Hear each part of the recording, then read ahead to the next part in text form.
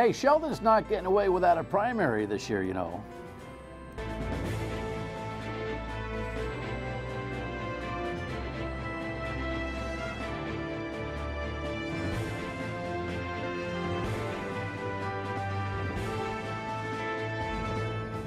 The Dan Yorke State of Mind program is brought to you in part by Lookout Rhode Island and Taco Comfort Solutions.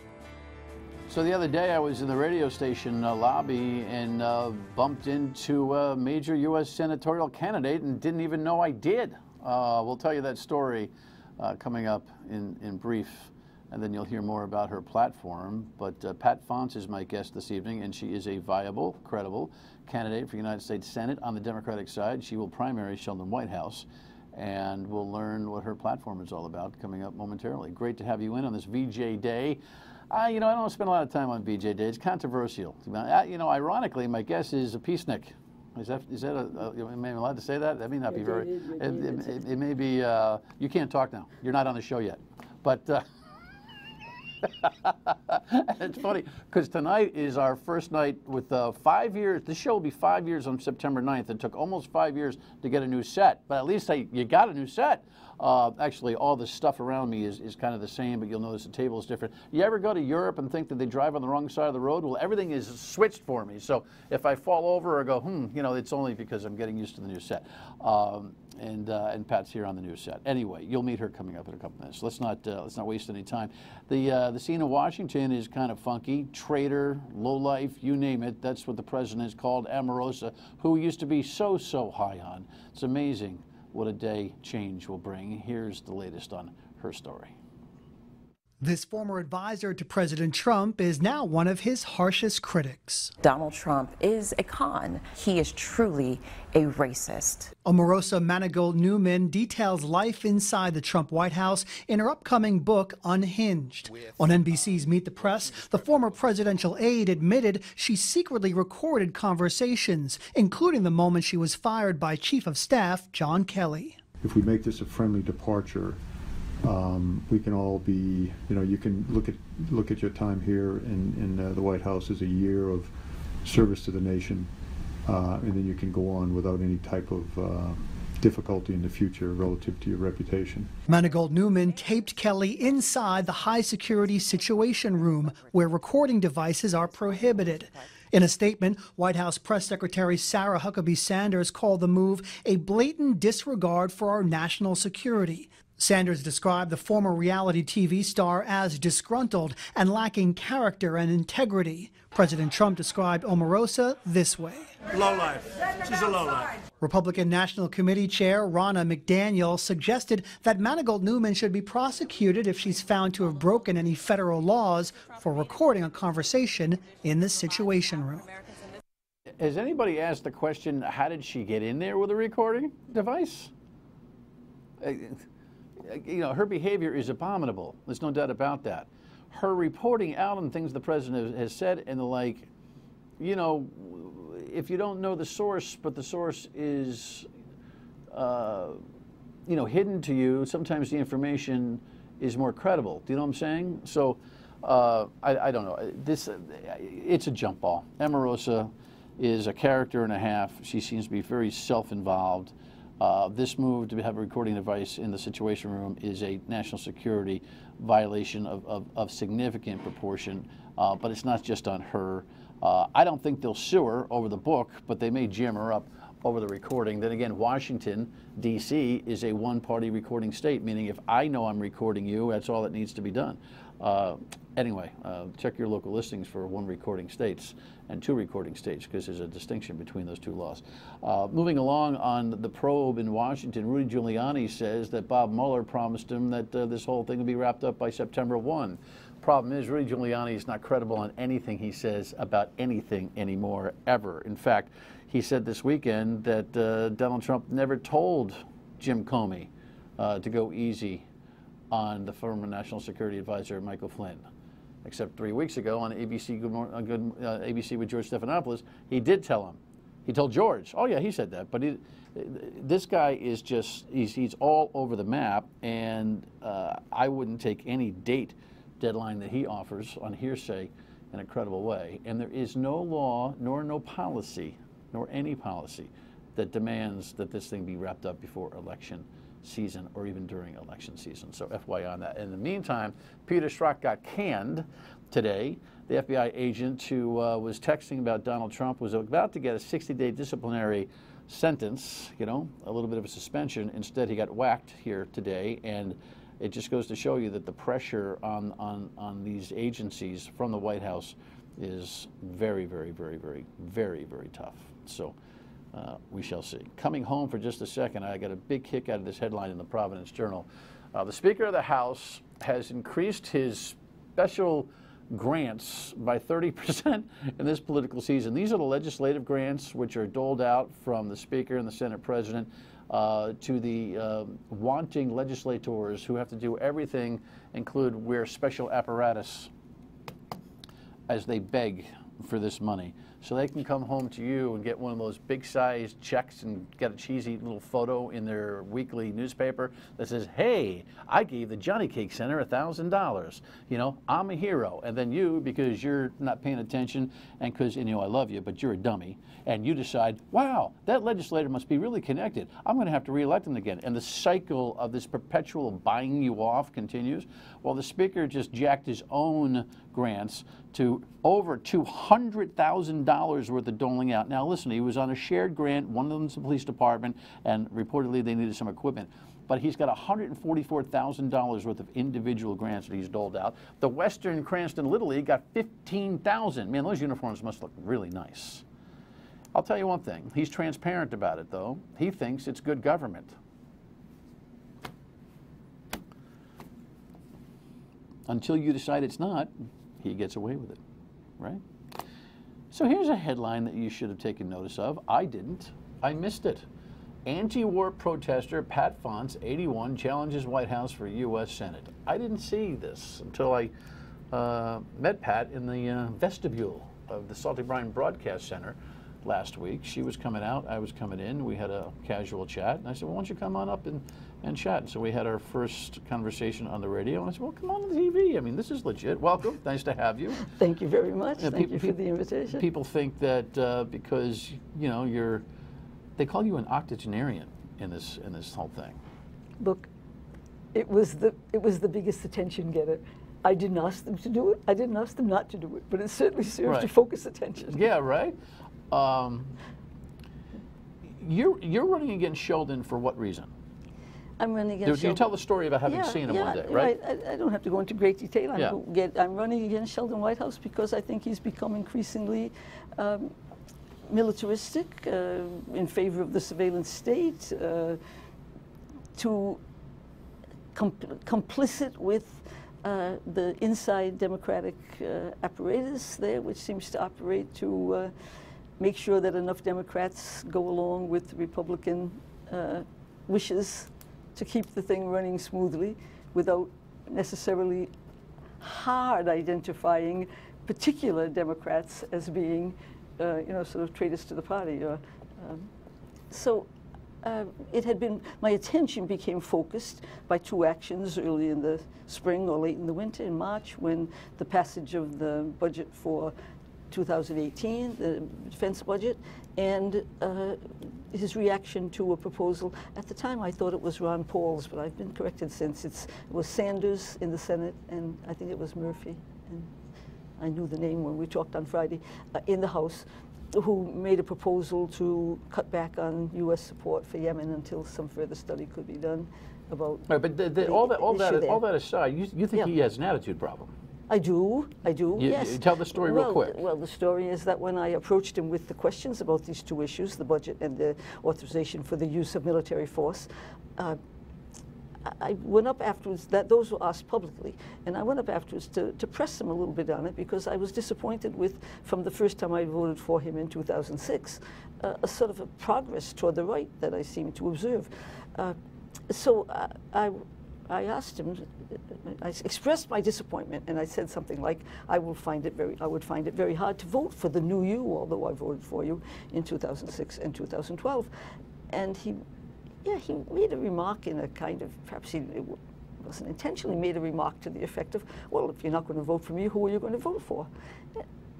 You know, a sort of complacency that if I had voted for him in 2006 and 2012, words, it was unlikely I was going to go Republican. In other words, you're left of center on your issues. I mean, where are you going to go? That's right. Where are you going to go? Yeah. So I didn't decide right then and there that I was going to run against him, but that interaction between us led to a little festering in my mind about the lack of alternatives, the lack of opportunity to vote for someone else within the Democratic Party instead of him. I wasn't even thinking that clearly, just the lack of alternatives, the lack of an option. Who do you go to? And the fact that he said that with a certain smugness or a certain, well, you could go so far as to say arrogance, you know, a certain and so later, some advocacy groups suggested that you would be a fine candidate, and you took the plunge. That's the whole story. That's exactly it. I was asked to do it. When we come back, we'll talk about some of her key issues and the challenge that folks in her category of politics have in getting attention. We'll be right back. Stay with us.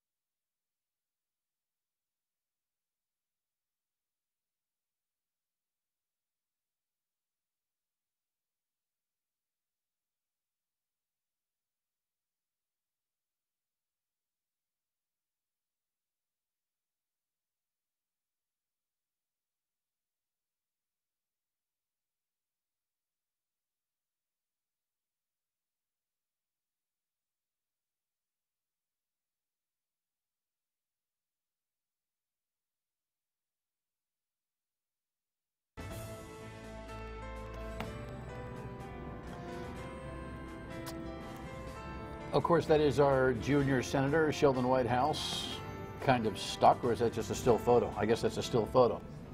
Or got stuck. I'm not sure which. Things happen. Sometimes the computers don't behave very well. Pat Fonce is a candidate running against Sheldon Whitehouse. She's a Democrat, and I think you've got like 4 or 5 minutes here to lay out some issues. And I'm going to talk about the challenge of your, for lack of a better term, category of politics and the frustration you have found about trying to speak outside your own, tunnel. So this candidacy kind of helps you with that. But let's take 4 or 5 minutes here to answer what would be the obvious question by somebody viewing you for the first time, which is, respectfully, what's this old lady doing running for office, right? What's Dan having, like, what up with this? I mean, you are within the context of a very marginal financial investment in this race. You are running for a serious purpose, correct? Absolutely. All right? Absolutely. Tell me what that is. Yes. Well, there are 3 serious purposes, at least, I suppose. And the first one, the easiest to feel that one may accomplish, actually, is to get more publicity for anti-war, worry about climate change, and social justice issues, which are with difficulty covered in the media. They're not, and it's not always the fault of the media, because there's very low attendance. Let me take it as an example. The first time I read in the paper about the anti-endless war and excessive military spending group. It was a report of the fact that they'd been at Dale Collier Corner in Wakefield, and if I'm not mistaken, there was something like 24 to 30 names people had been there. And that made me think, my goodness, I better get out there and check what's happening. In the last year or so, we're lucky if we get 6 or 8 people. And recently, we're down to 3 or 4 people. Why do you think that is? Well, that is really a concern.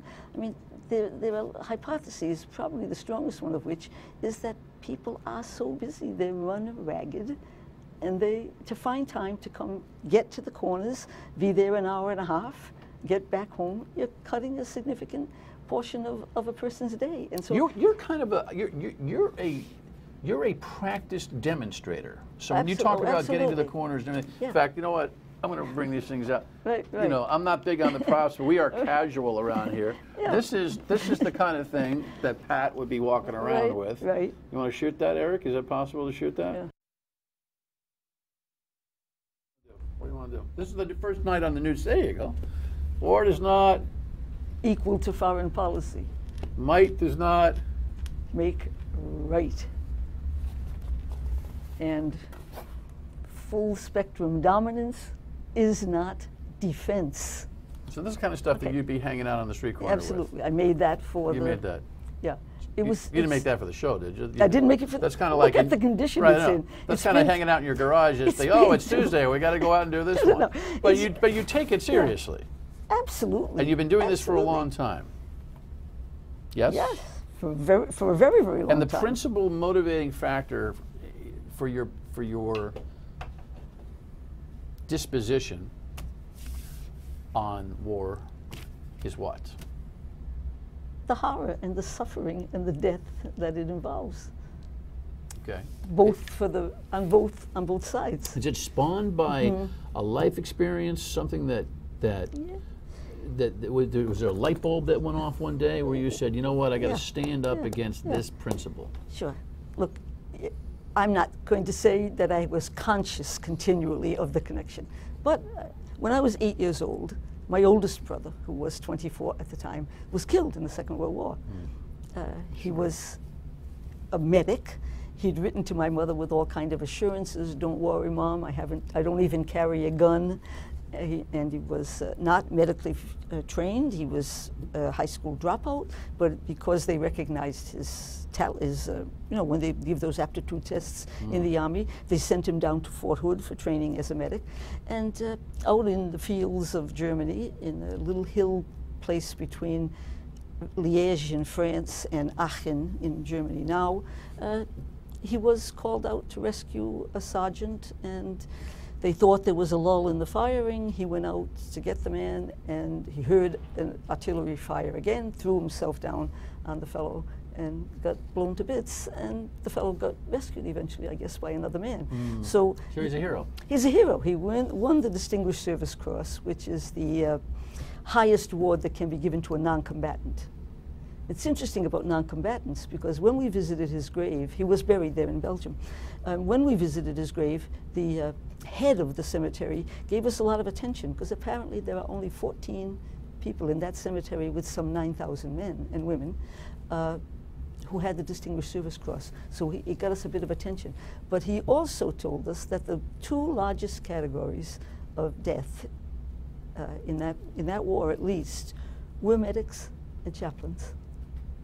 The men who don't carry. So you've carried that your whole life? I've carried that my whole life. Partly, I mean, I hardly knew this man. My memory of him is of these long legs, and I about 6 or 7 years old when he went away. And the rough material of that kind of stuff, the uniforms, it was almost like felt, you know, tough.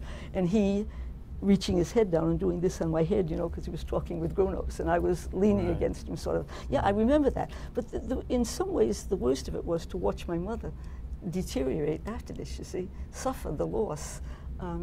She became active eventually in the Gold Star Mothers. Many families, and I can't even speak to it, so we have had losses a couple of generations. My grandmother's brother was killed in the war. I have some connection to that. But many American families have had to deal with this and don't, you know, go running around talking about anti-war. So yeah, well, that's why I give say me 10 seconds on that. I'm not going to say that it's a continuous thing, that every year of my life between 8 and 16 or 8 and 20-something, I was consciously against wars because of what it did to my brother and my mother. But I think that gives you a tendency. Yes, I grew up in a really working class family, and for instance, I remember in high school, well, I remember the very first term paper I ever wrote was, I think I was in 9th or 10th grade, and it was about Sacco and Vanzetti, you know, the labor union, the trade unionists who were killed. And so, I mean, whatever made me pick this theme? But it had to have been. You're a deep thinker from way back. I'm a deep leftist, I guess, from way back. Well, the second one I remember writing was about Alger Hiss and Whittaker Chambers and the little films in The Pumpkin or something like that. And I remember very clearly being brought by my high school history teacher to, I think it was either Mount Pleasant or Hope High School, for a junior politicians or model legislature or some kind of thing, where I had to speak on, God, this is really the olden days, wage and price controls. And I had to debate in favor of the wage and price controls. So yeah, there was a leftward trend. My people were strong, FDR. I was out with my brother this morning, and his middle name is Franklin, Robert Franklin Fonts, of course, named after Franklin Delano Roosevelt. So why don't we do this? Listen, I could listen to you all day, but I have short on time. When we come back, I want people to know what they'll get if they vote for Pat Fonts. Stay with us.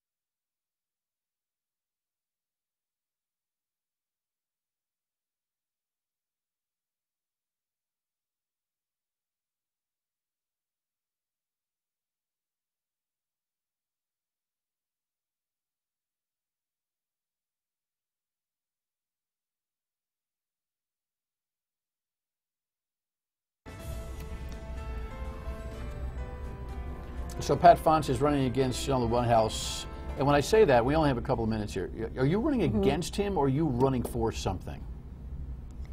Or is it a combination of the two? Short answer. Well, I'm running for the openness to the public of an anti-war position that I think is articulated very little. Got it. Okay?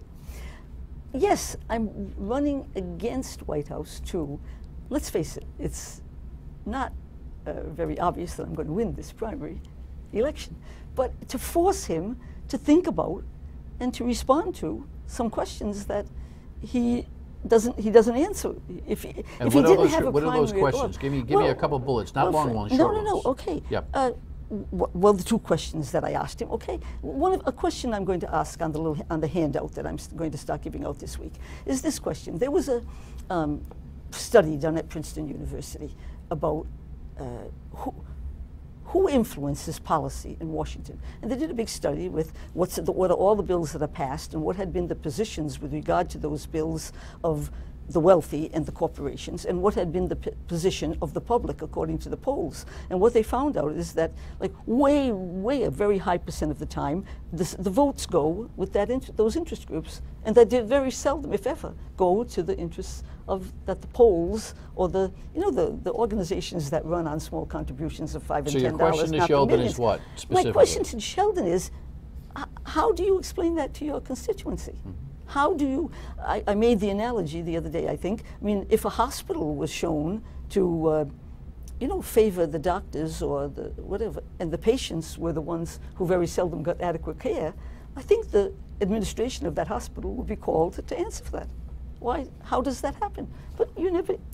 Have you done the website thing yet? It may open tonight or tomorrow. It may open tonight or tomorrow? Right. All right, well, here's what we'll do. We'll go back to our page at Fox Providence and link Pat's website onto the show when you finish that touch, and people can learn more about your candidacy. We're out of time. Refreshing, but we will we'll have you back before the election. That's the whole show? I told you. That's the whole show. Oh my goodness! Oh my goodness! There's so much more, Pat, that we'd like to deliver to you. Well, but I'm glad I got that in. You know, my people are after me, Pat. You're entertaining and you're captivating, but you're not telling people why we're against war, and you're not telling people. And this weekend was the weekend to do it. I think you gave enough of that. You think so? Yes, okay. Even on this, ironically, on VJ Day. Last word when we come back. Thank you. Okay.